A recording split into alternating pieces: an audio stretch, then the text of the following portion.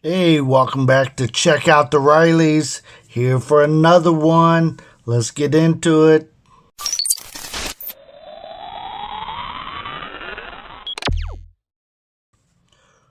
So, again, another session of my talking head videos where it's just me and I'm talking about different things. Today, I'm talking about be the friend that you want, right? So, today, I'm talking about this because I like to reflect myself, right? I like to look at it to see if I'm doing it as well. And I'm not a perfect person. I don't claim to be. I don't claim to do it all right, but it is something that I try for. So I want to be the friend to you that you are, that I want as a friend, right? So what does that look like to me, right? So to me, I want a friend that is there for me when I need them. It can't be a one-sided relationship. Everybody has those relationships that are one-sided. The person always wants from you and wants to take from you and wants, but they never want to give you anything. And it could be your time, it could be your stuff, it could be money, it could be whatever it could be, right? They want your knowledge, but they're not willing to teach you anything. You know, what I want to do is I want to be that guy to you, right? To you as my friend, right? So, and that's not everybody we meet on YouTube and wherever it might be, but that is some of the select people who I call my actual friends, right? So, what do you do to your friends, right? Well, get into the source a little bit. Iron sharpens iron, right?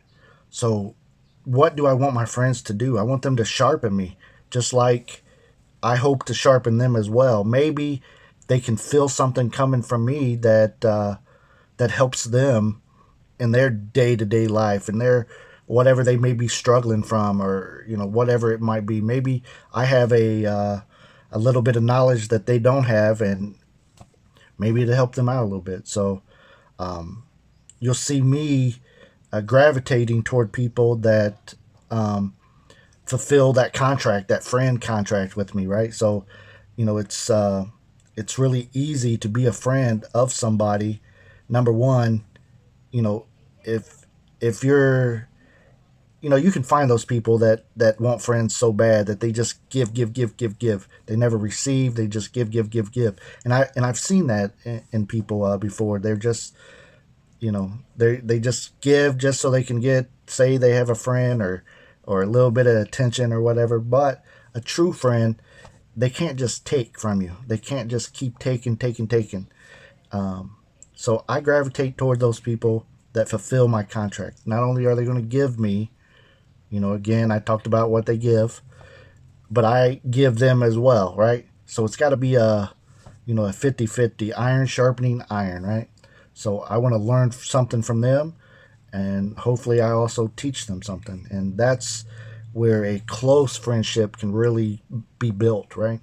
So if you have somebody that you're really close with, that kind of relationship will happen.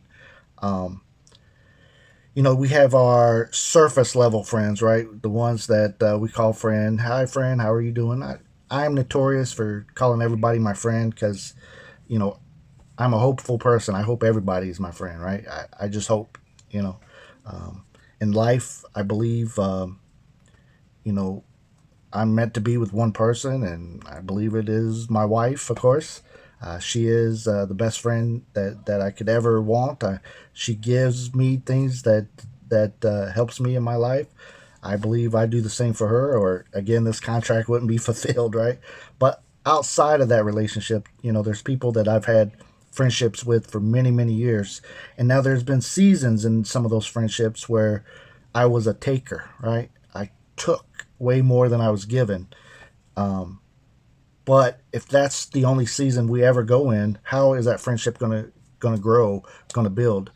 So if I'm just taken from that friend, or if I'm just given, typically if I feel like I'm always given, and I've had some friends like that they just wanted, whether it was my time, whether it's stuff, whatever it is, but I would ask them to do simple stuff and they wouldn't do it. They wouldn't fulfill a contract with me. They wouldn't give back to me what I was putting into them, right?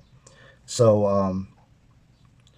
I've mentored many people in the past, 99% is guys. I try not to have that close of a friendship with someone of the opposite sex. Um, that's a whole different topic. I'll talk about that one of these days. Um, but I believe, as far as friendship, me giving out my friendship, me giving out the time, me giving out that everything, I try to be that person that I want in my life, right? That I want in my friendship. Now, I've had some people who I thought was my thick and thin friends back in the day.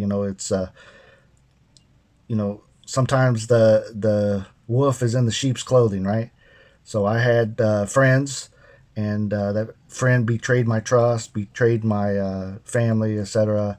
Um, no longer friends with that person. Of course, you know what? How can I be a friend of a person that just straight out betrays you, right? But that was on a whole different level. But I look for that kind of stuff in my friendships. Sometimes, again, seasons come with friendships. So there's a season, there's a time for everything. Sometimes maybe it's the season where that person is calling me out on some of my BS that I do, right?